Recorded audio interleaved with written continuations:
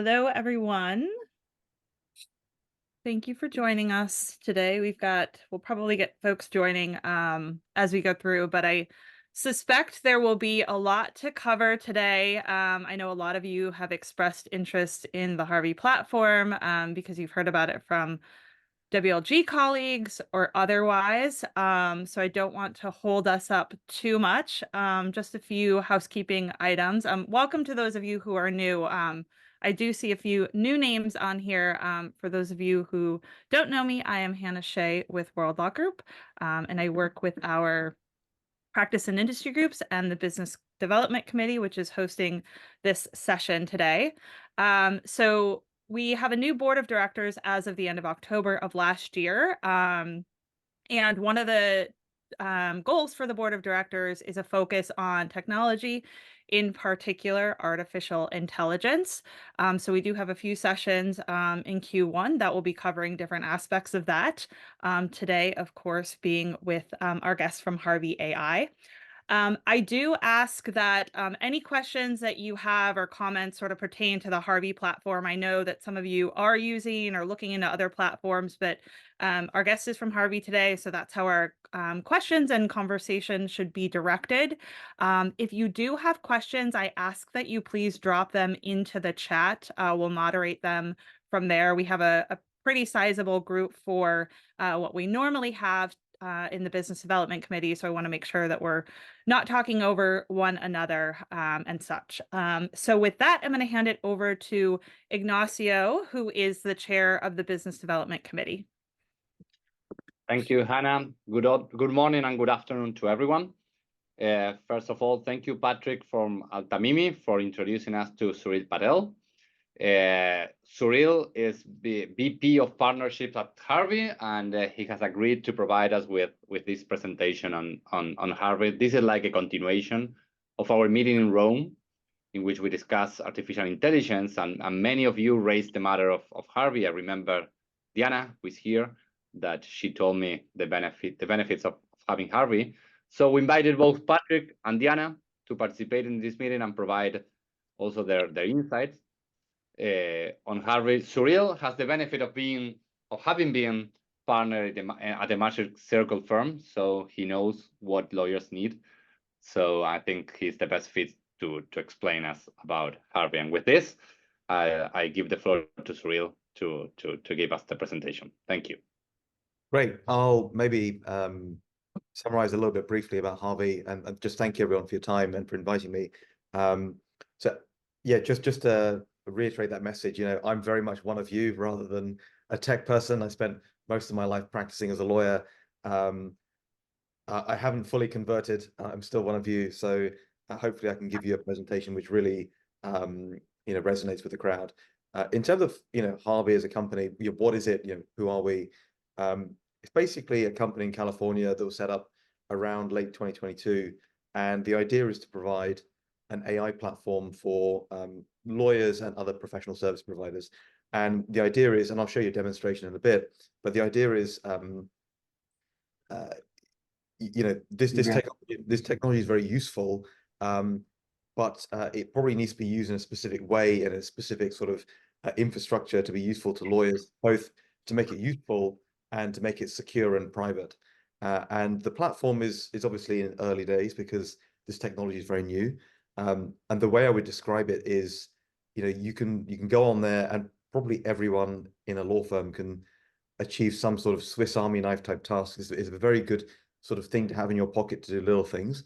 But increasingly over time, it's able to do bigger and bigger things. And certainly the vision is over the coming years, as the technology progresses, it should be able to do increasingly more sophisticated things, probably things that we would not even think now. I know 2 years ago we wouldn't imagine AI could do what it can do now. I don't think we can even imagine now what it will be able to do in 3 years' time. In terms of the key features, maybe that's something which I'll touch on in the demonstration. It'll probably be a little bit more visible with everything on the screen, but maybe some backstory to the company and the composition of the team. The company was founded by a lawyer in the US and someone who used to work at DeepMind, so Google DeepMind. And so it's a combination of sort of legal experience and technical experience. And the sort of the company has grown in that sort of in that shape as it expands. And now we're at about 80 people, primarily in the US between San Francisco and New York. But it's very much an organization that's a combination of top flight Silicon Valley talent, which is why we're in California. And these people have worked at OpenAI or DeepMind or Tesla, have got nothing to do with the law, and we need them to build things. But obviously, without lawyers, they wouldn't know what to build.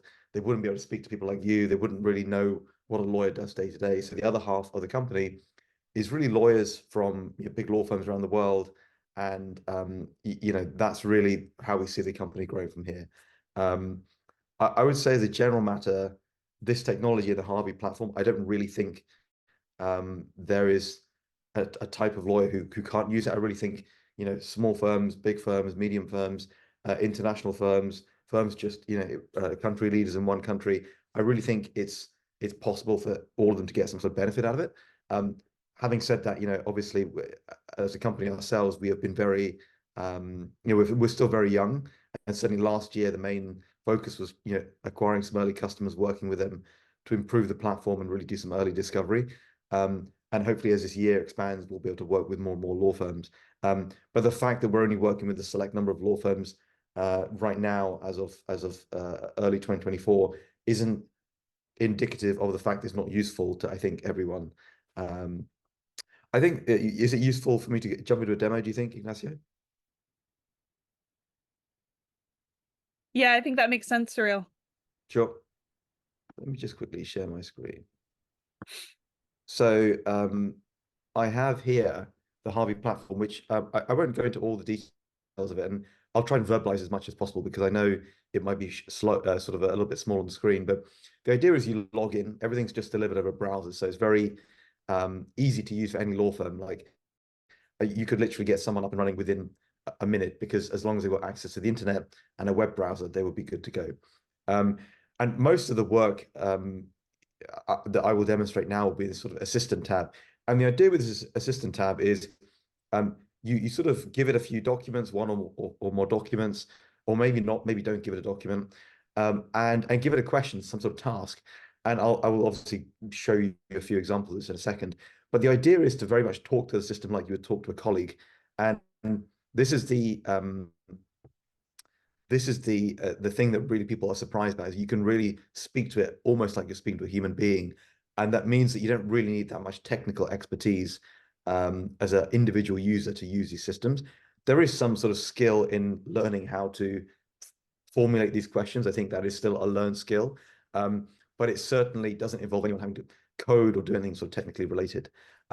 So I will, why don't I just show you something live? So I'm just gonna, I've got a whole bunch of publicly available documents here, and I'm going to ask a question. I'll verbalize what's going on. So basically, this is an Irish court case I just downloaded off the High Court of Ireland's website. So something the system has never seen before, and you can see it's already started working on the output. And what I've asked is, in effect, is generate a detailed client alert about this case from an Irish law firm aimed at mortgage providers in Ireland, end with a bulleted list of recommendations for mortgage providers given the case. So in this example, I'm obviously giving it a court case, and the goal that I have is to write some sort of client bulletin. And I don't want to, certainly everything that's written here is not necessarily going to be 100% what I use, but it's a very useful starting point. And as we all know, a lot of time is wasted by all of us with the doom of the empty page, where we just struggle to get started. So within sort of 60 seconds, it's basically has written the client alert I want, including at the very end, the recommendations I asked for. And as I said, there's no delusions we have that this is perfect or exactly what you would want. But the idea is the experienced lawyer would then be able to go through and tweak things to their liking. And obviously, you'll notice that once it's finished writing the response, it sort of went through and almost retrospectively put in these blue links. And what those are basically citations to the underlying document. And that's sort of helping the underlying user figure out where is this statement coming from, or what's backing this in the document. And that really helps the user have traceability and know where to check things. All these things obviously need to be checked by experienced people before it's used. And these citations really are a very sort of important part in making sure that that work can be done efficiently. I will show you a few different types of examples, but the one thing I would really stress is this is a bit like demonstrating the entire geography of planet Earth by showing you my back garden. Like it's really so open-ended. We all within law firms work with documents and need to do things with documents. If you tick that box, this platform will do something for you. So I will show you some different document types and different question types just to sort of drive home that message of variety, but still it'll be the tip of the iceberg. I should say that the sort of input documents and the question that you ask, and actually the language that you request your output to be in, they can all be in any languages. Some languages are better than others, but it generally seems to be pretty good for most people that have used the platform. It's so extreme that you could actually have a complete a demarcation of all the languages, such that maybe the case is in French, you're asking a question in Swedish, and you want the response to be in German. I very much doubt that is a common use case amongst people present on this call, but the fact is these models are so flexible that you have that full sort of control. So let me demonstrate another example. So this is more of a summarization task, and we often have to summarize documents. This is a merge agreement. We often have to summarize agreements for either regulatory filings or for clients or for sort of board papers or something. And sometimes the summaries you want are of the whole document, and sometimes you want to summarize a specific concept within a document, like summarize the change of control provisions within this document. Again, the system can accept a task like that, just like you would give a task to a colleague. And here I'm asking for a summary of the entire agreement for the purposes of a US regulatory filing, a Form 8K filing. It doesn't mean that it can't do other types of summarization, but I've sort of asked this one because it's a very common task in the US, and it generates a pretty comprehensively long summary. And so it's sort of I'm trying to get across here that this is not a very superficial sort of chatbot. It can create very granular sort of output. And just to be clear, this isn't just copy pasted bits of sentences from the agreement. It really is trying to apply a higher level of summarization to that. So assembling the raw ingredients from the contract, and then actually synthesizing that into a de novo piece of text, something brand new. And you can see it's written in that sort of regulatory filing style of, it's formal, but it's not contractual wording. And again, I could ask for a very different type of summary here. Give me a 2-sentence or 2-paragraph summary on all of the change of control provisions or the indemnification provisions, and I'll happily go off and do that. Want to just mix up and show you a bit of a litigation sort of example. And this is, I've uploaded here a few different sort of transcripts and miscellaneous sort of letters and emails involving the Enron case from the early 2000s. Obviously, I'm sure many of you are familiar with that very famous bankruptcy. So in this example, I basically have thrown the system a whole bunch of like different factual documents. They're not really contracts, they're deposition transcripts, are things which people are saying in recorded sort of transcripts, emails and like historical letters. And as a litigator, one of the things often you have to do is assemble some sort of chronology from a mess of events. And that takes a lot of time. It's a pretty thankless task. And what the system has done, I've sort of asked it a 3-part task. The first part is to generate a chronology of what's gone on. And I think this is very useful because it can take a lot of time to come up with something, but I think is really critical in understanding what actually went on. And the second part I've asked for in terms of my task is not so much a grunt sort of like a grunt task, like a brute force task. It's more of an analysis task of, okay, now you've figured out what everyone said, start identifying gaps in what people are saying or inconsistencies. And this is now moving you from sort of straight analysis to actually ideation to some degree, or sort of more of a human level of thinking. And this is really, we find this to be useful for litigators who often they're looking for not necessarily just the things in the documents, but actually, what are the gaps? What are the inconsistencies? What are people not saying in the documents? And That's very difficult to just get a system to do historically, but now you can start getting some ideas. And here you can see, these are things which people might want to follow up on. And then the third sort of part, again, is sort of furthering that sort of ideation or strategy sort of aspect of the task. I'm now asking it to sort of generate discovery requests to resolve the issues identified in part 2. So this is basically, okay, maybe I've got some potential things to exploit in this part, which the system has identified. As the litigator, what are some strategies to maybe dig into those and maybe further the aims of my client? And we see these tools being used by junior lawyers and by senior lawyers. And senior lawyers, I would say, generally use the system for ideas and strategy, and junior lawyers tend to use the system a little bit more for, straight out analysis or summarization. So that's the great thing. It can sort of handle both ends of the spectrum. So you don't need a different interface or a different system for your lawyers, and a single lawyer going through the trajectory of their career. They can just get familiar with one system, and it will sort of be there for them whatever they need as they evolve as a lawyer. I've got just a couple more. So this is taking the previous example almost to the extreme. So this is also in litigation context. Often you have expert reports, as I'm sure you're aware, where there's some issue in dispute, and the two parties appoint experts to sort of further their arguments in the case. And this is to do with a case to do with Dell computers. And basically someone's claiming that the share price involved in some transaction was unfair. And so there was an expert report drawn up by both sides. And I've uploaded an expert report created by the expert for Dell.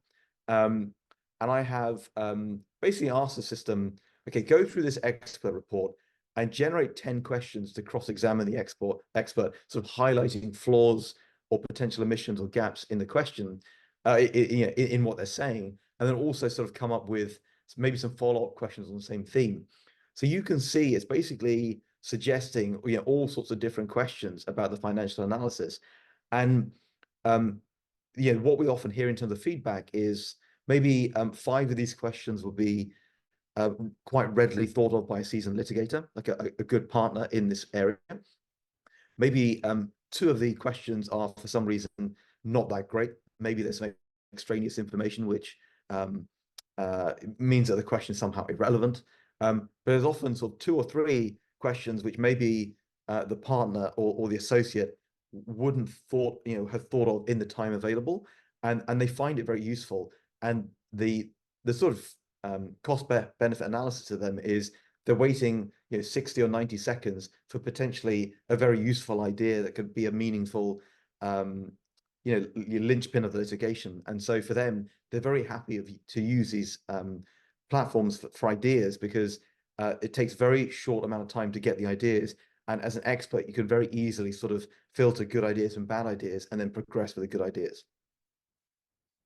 I will show you just very briefly more of a sort of day-to-day sort of drafting type thing. We often, when we are drafting and negotiating agreements, we often sort of want to get a sense of what's market and advise our clients. And this is an example where I've uploaded 5 contracts. They're all sort of merger agreements. These could really be any types of agreements. But what I've said here is, you go through the material adverse effect definitions in these agreements, focus in particular on the carve-outs that they have, and then create a table for me of all the different types of carve-outs, and then which agreements create which sort of carve-outs. And the great sort of thing about this is, at a glance, you can sort of see, where are you winning or losing as a client in terms of what's market, what's not. And for those of you who are familiar with, these types of definitions and these types of agreements, as you're probably aware, I should click on these things instead. The underlying definitions of material adverse effects are actually very different. Some of them are very long, some of them are very short. Some of them are sort of like in a list format, some of them are not. But it's actually creating this sort of taxonomy of all the carve-outs without me having to tell the system to do that. It's doing what a human would do, which is, okay, here are 5 things which are sort of roughly doing the same, but they look very different. Let me sort of convert all those into a common sort of taxonomy and then populate this table. And what I would sort of urge all the people on the call to remember is, even if you wrote all these agreements yourself, it would still take you, I would say, probably 30, 40 minutes to come up with this table. because you yourself need to go through the job of converting all of the agreements into some common language and then populating the table. So I think 30, 40 minutes is probably optimistic at best. And this is like a similar task, but slightly different. It's another sort of drafting negotiation task where this is a definition that I'm particularly having some trouble negotiating. It seems to be a bit of a hot topic. I just pasted it into this agreement, into this box, and I've said, here's a definition of permitted liens that I'm looking at, and here's sort of 5 other agreements. Give me some sort of ideas in terms of how I might want to make it more favorable to my client, based on some of the other permutations of definitions out there. And again, it's got some ideas here, and you can sort of click through to see what the underlying sort of definition says. But it's again meant to be very useful for someone who knows what they're doing. It's very time consuming to do all this sort of cross-referencing checking. So let the system do that, and then you as the expert really come in and make the ultimate human judgment call with your knowledge of not just the law, but also what's market, what does your client actually care about, what are the time pressures, etc. But ultimately, here's more of a marketing type example. I know, obviously Deanna's on the call, so I just a couple of minutes ago downloaded Quattro Casas, a client publication on private equity, and I basically gave it the task of, my law firm has written this report on the private equity market, and I was one of the contributing authors. Generate a few paragraphs to include on our website, inviting users to sort of click through to the underlying article, and also separately create a short sort of LinkedIn post where we can sort of publicize the article. And as I'm sure you're all aware, there's a lot of this type of activity going on within law firms. The fact that this isn't directly sort of legal analysis doesn't mean the system can't be useful. As I said, the common theme here is you have a document or one or more documents and something to do with the document. So we see these tools being used not just by lawyers, but by other people. And this is something where it can really help you create something as a first cut for you to improve. And as I mentioned, these things work in a number of languages. So a number of law firms working across a different range of languages, they often use this to sort of help them refine their message in different languages, especially if the underlying message has not been written in a language they're familiar with. And finally, just to show you, we do have a dedicated translation tool as well. This is still, it performs better at some languages than others, but the idea is you just give it a document in any language, and then it'll convert it into one of these languages, and we're sort of trying to grow these over time. And you can see that this is a very long regulators report in France about the private equity market, and this will go off and sort of give you a very coherent translation of the report. And what I would say is the way the translation is written, it tends to be of a sort of a professional tone that is really sympathetic to the way the destination language is written. So basically, it won't be a very clunky sort of Google Translate type translation. Anyway, just to, before stopping sharing my screen, some other things we have coming soon, sort of case law. We're accessing more public government databases all the time. And as I say, we have more sort of end-to-end task sort of tools coming soon. We have some available already. Translation is one of them. Red lines is another one. But the idea is that this will become populated over time with increasingly specialized tools that aren't as generalized as the assistant, but they will do one thing very, very well. And that should hopefully sort of be very useful for lawyers. Anyway, I've spoken far too long. Let me stop sharing. So happy to take questions from Ignacio or Hannah or anyone, really. Thank you, Cyril. I assume, Hannah, that we have some questions from the audience. We can tackle those questions, Ryan, or ask Diana and Patrick to provide us with their experience in implementing Harvey, what they find useful, and what are things where there room for improvement.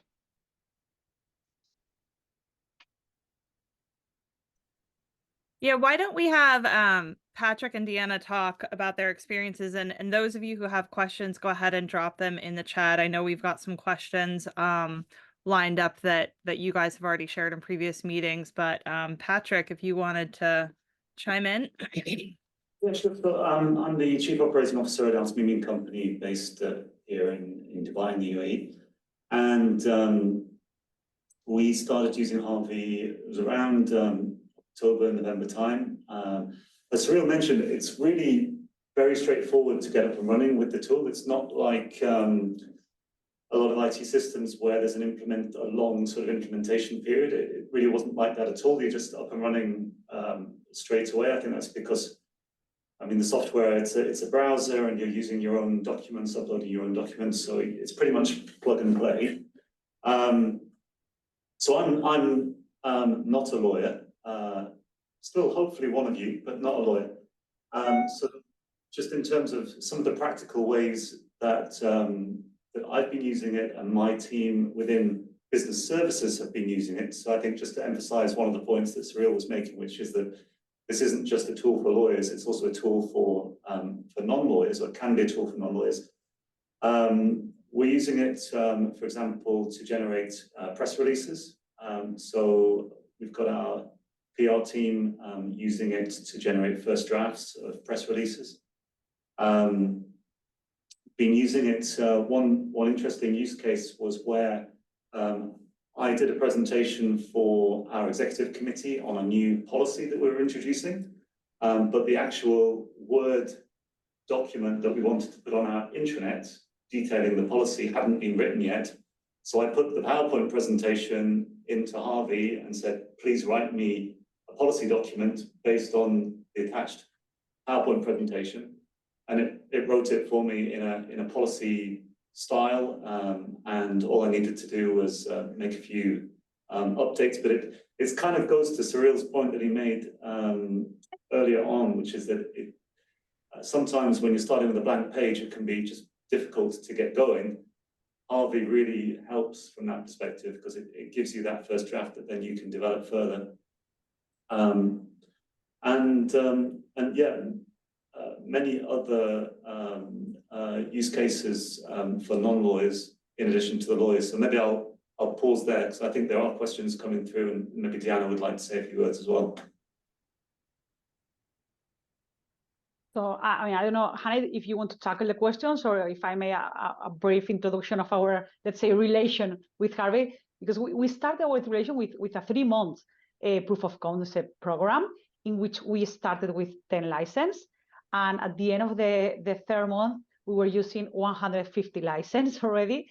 And nowadays, I think that more or less, we are roughly using it around 600 lawyers. Intensely Harvey. And in fact, I'm seeing in the screen one of my partners, Omar Puertas from our litigation department, that is another of the partners that has been very much involved in let's say, in spread the word. Because one thing that is key, as you know, lawyers sometimes, for us, the change is not something very natural for us in terms of technical things and technology. So it's very important to, let's say, if you start to using it, to make kind of training programs and so on. And what we did is to organize sessions. We started using it from the top of the chain. We started using it partners, and now we are using it partners and senior and mid-high associate. And what we did is several training sessions, first for partners and then for senior associates, but very focused on each specific legal area and the different use that we are doing in every legal area. For instance, my partner Omar was explaining the different kind of uses that they are doing in litigation. In my case, as corporate lawyer, we were sharing our experience. One is the one that Cyril has explained, for instance, making charts and summaries of agreement. One thing that is super useful for us is when you receive a markup, a new version of an agreement, and you ask Harvey, okay, I'm an MLA lawyer, I draft the first version of this SPA, have just received a new version from the counterparty, please make me a chart, including how the different clauses have changed from the first version to the second version. This is the typical work that sometimes the clients ask, and it may take one entire day for an associate if it's a long agreement, and this you will obtain a very good chart in few seconds. Or for instance, other use that we do incorporate is under Spanish law, the content of the public deeds must be in Spanish. Then the next can be in English or in other languages, but the content must be in Spanish. It happens to me a few days ago that a client asked me, Diana, we have tons of powers of attorney. We're going to change all the attorneys. We need a summary of the faculties. Of course, we don't want a translation. We are not going to read hundreds of pages of translation. We want a summary of the powers of attorney that the company has granted, and to who and with which limits. So in the way that Cyril explained, I uploaded the public deeds. I say, okay, make me a summary of the attorney granted in English. The deed is in Spanish. Make me a summary in English of the powers of attorney granted, with which limits and which block or which kind of power has been granted to whom. And again, in a few seconds we have it. And we also experience different uses for the tax colleagues, from the labor colleagues. So the way to make the most is, at least in our experience, is to have some ambassadors of every legal area starting to use it, and then to train and to show to the other lawyers how can they make the most of these tools in our day-to-day. And as Patrick was explaining, the other professionals of Cote Casas are also using them intensely in whatever kind of non-legal documents. And now, for instance, we are trying, and I think that Ignacio, I explained this to you because it's one of the partners' nightmares. We are trying to use it to review the long list of accruals with the details of our work that we have to send the clients, that sometimes, the way they are drafted is not, let's say, properly drafted, or sometimes even the lines, some are drafted in one language and other lawyers have drafted in another, and you want to unify, for instance, the timings of a meeting or whatever. So now we are starting also to review this. This is the last thing client. So, as any kind of technology, the more you use it, the more benefit you start to see it. Thank you, Diana. We have received some questions for Cyril and of course also for Patrick and Diana. And the first question is, how does it integrate with our own systems? I mean, how does Harvey connect with the law firm system? That's one part of the question. And the second part of the question is whether Harvey works jointly with research tools that the firm may have, like Westlaw, or I don't know, in Argentina is La Ley, several legal research tools. That's a good point. So for what I just showed you, that doesn't require any integration with the law firm systems, because it's sort of using the documents that you provided and the question you provided together with just the brain of the model. And I appreciate for all law firms, you ultimately do want connectivity with the law firm's underlying systems, iManage or NetDocs, or whatever you're using as a document management system, or any other sort of repositories you have. That is proving to be something which will be a journey that takes some time, partly because it's quite invasive from a security perspective to, I think a lot of people quite rightly are, they're happy to sort of give isolated documents in a controlled way, but just accessing the entire document management system, I think it can be a little bit of an uphill challenge for people to sort of get their heads around from a security perspective. And also there are some technical challenges which are, I think, not to be, this is all very advanced technology, but some of those technical challenges of integrating with the document management system are not necessarily trivial. But over time, that's certainly what we plan to do. And the idea would be, when you are asking all these questions or whatever, you wouldn't have to upload them from one at a time. They might just be referenced from the DMS. One of obviously the key things that we need to make sure is that the only parts of the DMS that the system is ever looking at is obviously what the individual user is able to see in the DMS. And so sort of mirroring all the permissions is something we need to get right, and something that we want to work on over time. We have done over the past year, we have done more isolated instances of integrations where there is a specific project where they need to connect with a particular repository of documents, like a one-off, I don't know, 100 employment agreements or something, that's a much easier task. But I won't you know, bore you with more details on that answer. But that's certainly coming, and we will also need the collaboration of the document management providers for that as well. So iManage and NetDocs. In terms of the research resources that a law firm needs to have access to, so again, the system that we have does not require the law firm to have any subscriptions to anything. It sort of works based on the fact these models are inherently very well read to some degree, and you're giving it a lot of useful information. So, yeah, a lot of what you saw is just summarizing contracts or coming up with ideas. You don't need yeah, a Lexis or Westlaw subscription to come up with answers to those questions. You don't need any subscriptions, but we are looking to add more research resources in the actual platform, and some of those will be ones that we come up with the research ourselves. For example, we are creating, you know, a repository of Delaware case law, and then there will be something which is a little bit like Lexis or Westlaw, but it will be on Delaware case law, which will be of use to Delaware sort of lawyers. There are some things which we won't amass the research ourselves. We will partner with an organization, and which organization that will be will differ from country to country, because as you pointed out, there are different leading, you know, research providers in different countries. And so in some countries, the plan is to sort of work with an underlying partner who will provide content. And to your point, it'll be probably it'll work the way of if you're a subscriber of that research provider's content, then, you know, when you log into Harvey, that research provider's content will be available through, you know, through Harvey to you as well. So you wouldn't have to obviously pay any extra money, but the fact is you'll get some benefit from the fact that you can access those resources from within Harvey.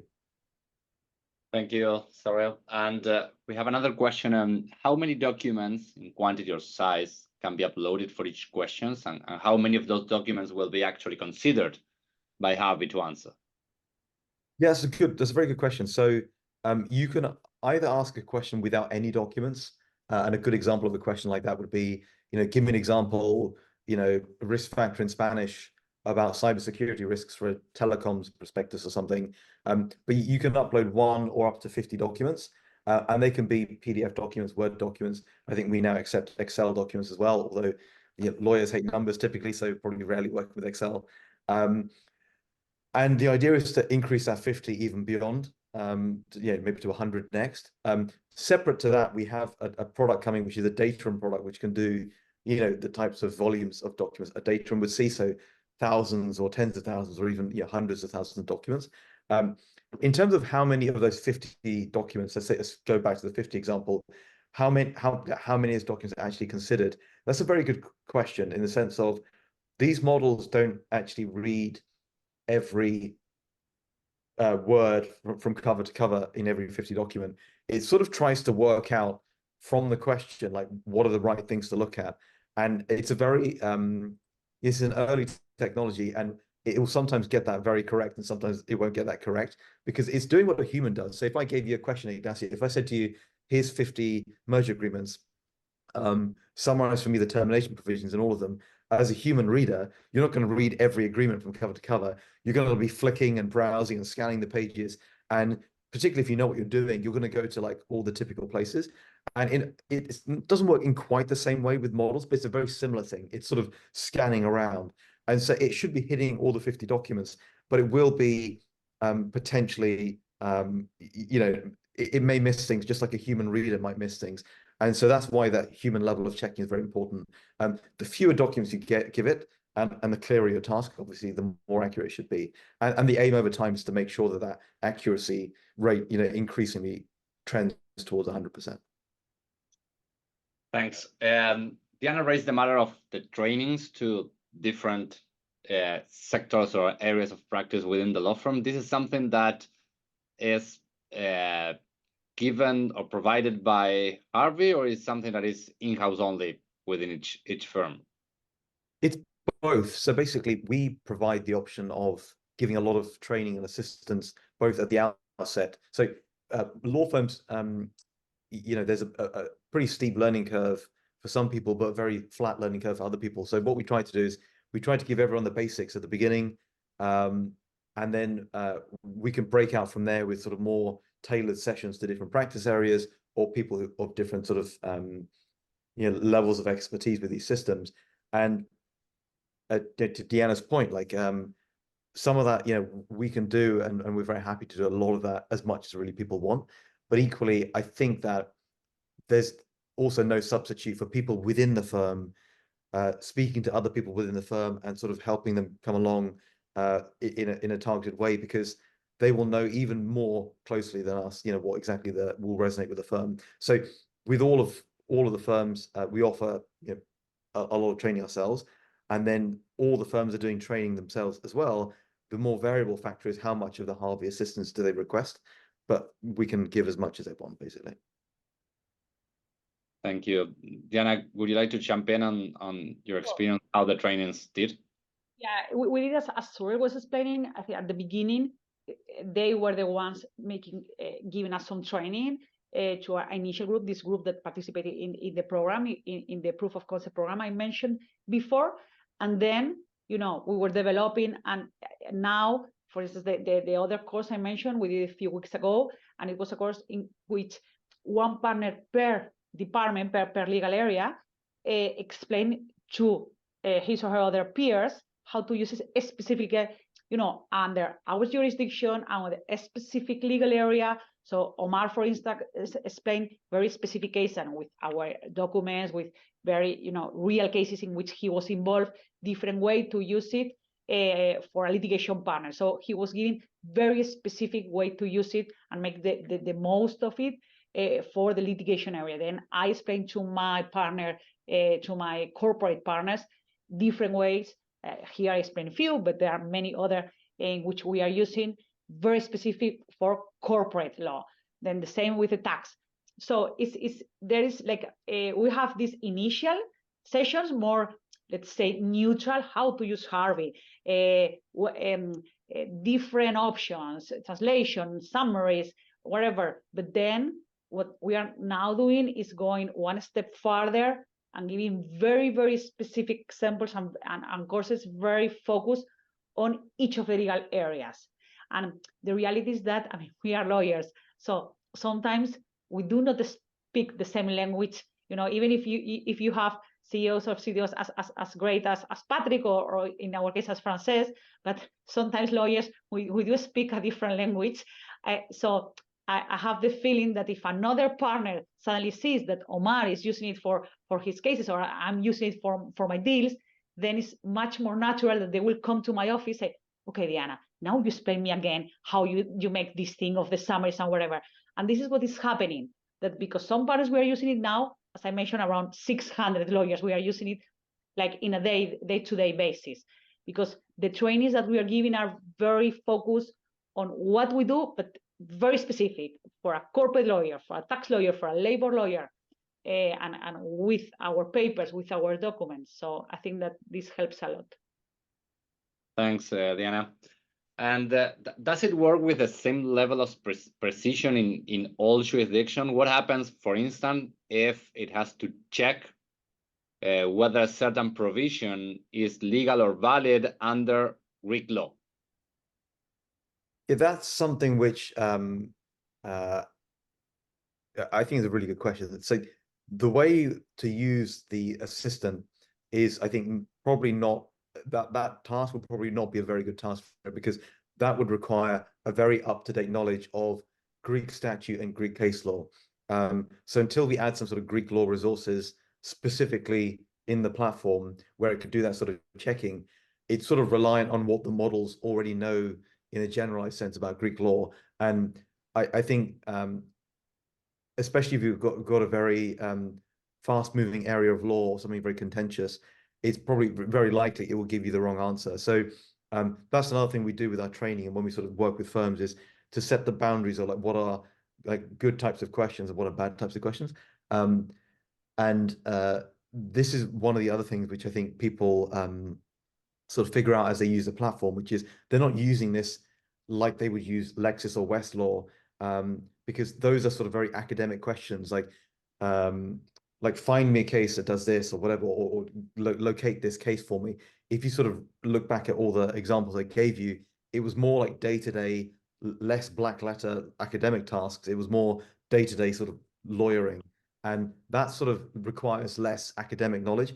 It requires a good reader, a good sort of understanding of language, and obviously something that's able to navigate itself through complex documents. And so a better use for that would probably be once we have sort of Greek law specific resources on the website. Thank you. That's clear. And thank you, Neil, for your question, because we bet internally that this question would arise, and it arose. And the question is the per firm pricing much more economical than a per person charge? Will Harvey demo to an entire firm? How to get in touch. So let me just put my email in the chat just for anyone who wants that. So the way that the sort of subscriptions work is people can choose how many seats within the law firm would have access to Harvey.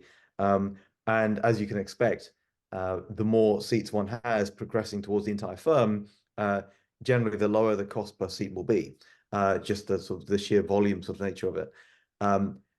So yeah, it sort of differs from person to person, but a good sort of rule of thumb is generally the price for a typical seat will start at like $100 per seat and then trend downwards from there as you sort of increase the number of seats that a firm has. So I like to think of it as, for all the little things it can do for you during the day, it's probably less expensive than an hour of each lawyer's time. And that's for the whole month, right? In terms of like demonstrations, yeah, we very much, when we sort of start working with law firms, one of the key things we want to do is obviously demonstrate to the people at the firm who are interested, like how it all works, take their questions. Each firm will have different questions around sort of legal areas and technical areas and security areas. So we sort of address all those.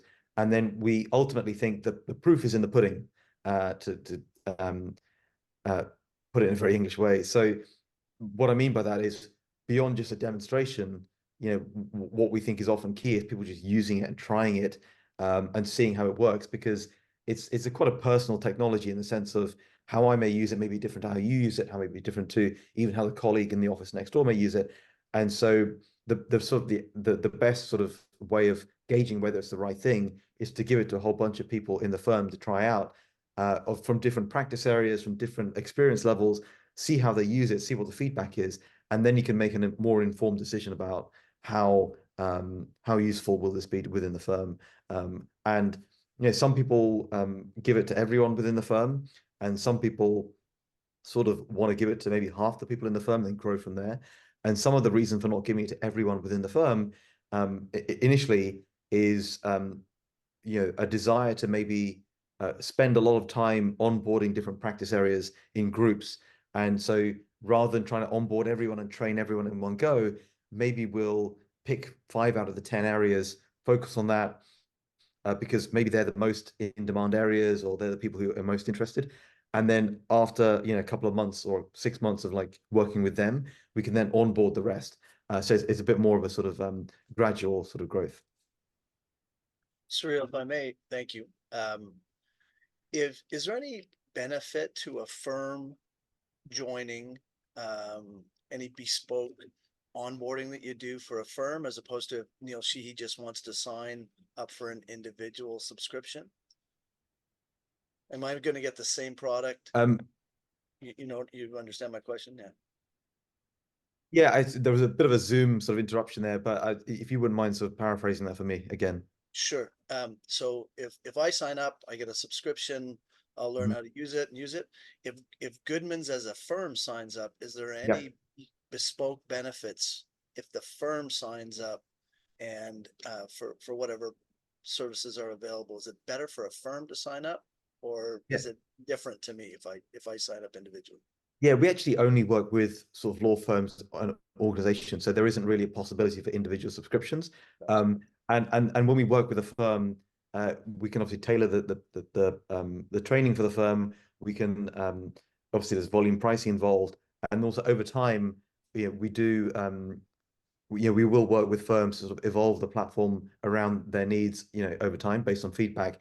And so that's one of the other benefits to a law firm being a subscriber. But yeah, we don't offer individual subscriptions. So just on the website, when I looked a couple of days ago, I thought it had a, had a professional subscription, a per month charge, no? It must be another website. Our website is notoriously light Ah, on detail. Yeah, very light on detail. gotcha. Okay, Good question. As I said, if you are interested at a firm level, then obviously just reach out to me. for sure. Yeah, great. Thank you.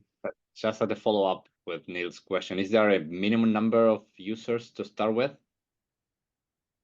Yeah, I mean, we generally to date have been working with firms with hundreds of thousands of lawyers, mainly because we didn't have that much bandwidth as a company, and so we sort of work with firms where the interaction that we had, which is generally the same amount of time we spend interacting with one firm with another. If there was thousands of lawyers or hundreds of lawyers at the other end of that phone conversation, it was very efficient for us. So we initially worked with entire firms, and then we reduced that to 500 seats was the minimum, and then 100 is generally the minimum now. But if there are specific leading firms with maybe a very small headcount, we can on a case-by-case basis discuss things. But generally, things have gone from whole firm to 500 to 100. Okay. Thank you for that. Yeah, we have another tough question. Maybe is how does it compare with ChatGPT? Does it have hallucinations that ChatGPT does have from time to time? And what are the security concerns? I mean, 3 questions in one. Yeah, sure. So I should have mentioned this at the outset, actually. One of our main investors is, and I think one of the things that demonstrates is they have put money into us because they view us as a differentiated company compared to them. Over the weekend, the head of developer relations in a podcast actually said Harvey was a great example of a type of concept that they would never seek to compete with within OpenAI, because what they're doing is creating building blocks or the building sort of bricks for everyone to play with and build things. And they're more interested in creating all these foundational materials, and then they can have other people build things. And what we're building is so specific for lawyers that it's not something that they would ever be interested in. And how that translates into the difference between us and ChatGPT is ChatGPT is very good for the everyday person. It's a very generalized consumer chat sort of model. It can't read red lines. Our system can read red lines. We all know how lawyers read red lines. It won't have access to some of the resources that we'll have over time. It's also not able to really work with a large number of documents in a very reliable way and give you a very long output in the way that we can. And that's sort of based on the fact that ChatGPT is designed to work for 3 billion people, whereas our tool is sort of designed to be used by thousands of people within the world, not or tens of thousands of people within the world, not everyone. And it's a bit like ChatGPT is a bit of a bread knife, useful for most people every day for everyday things, but we're creating a scalpel which will be useful to fewer people. But for those people who need it, it's probably a better tool for the task. Our tool will also hallucinate, because this technology is not. It's just not. Anyone who tells you that hallucinations are not present, they don't really understand. Like it's not really possible to have a useful system that is free of hallucinations. The way we try to minimize the hallucinations right now is a lot of the way the algorithm works. It tries to check its work by these citations, which I sort of showed, where it's trying, even before it's showing you the answer, it's trying to sort of say, should I include this sentence in the response or not? Can I find anything in the document that can support this or not? And usually it will do a good job of sticking to the document, but sometimes it can hallucinate. And that's why with all these things, human oversight is very much key. I think, though, over time, hallucinations will disappear. I think it's a problem that we have now, but it's not something which maybe in like 3 years' time, I think we'll laugh at at these times now. I genuinely think that.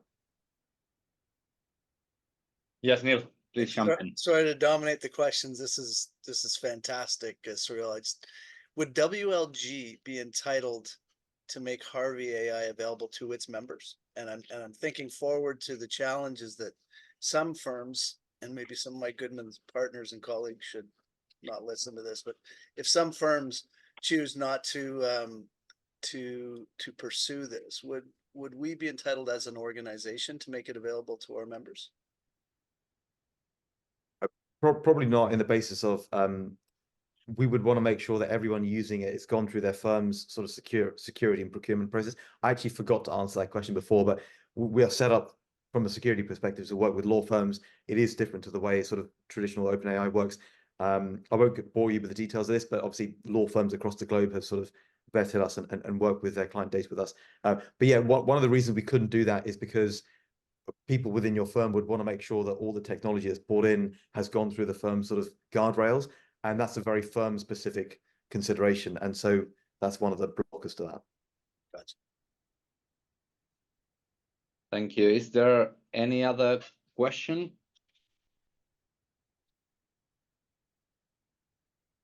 Hannah, I don't know if you've received any other from the chat.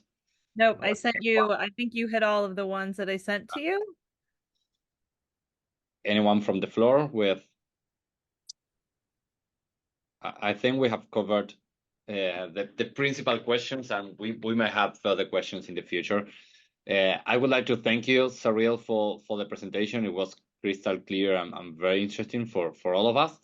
And thank you also, Patrick and Diana, for participating and give us the insight. We may have a follow-up meeting with your views on how the system is working at your firms.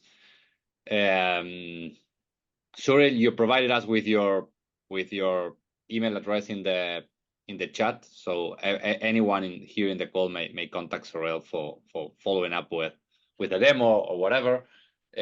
We are in touch with Harvey already, and we're evaluating having a demo at the firm. Hannah, do you have any housekeeping issues? No housekeeping items, but thank you so much, Cyril. And of course, the only thing I wanted to mention, next month's meeting, March, is for firm compliance leaders only. I have received a lot of responses from all of you, so I really appreciate that. But Ignacio and I will be in touch with further details on that meeting.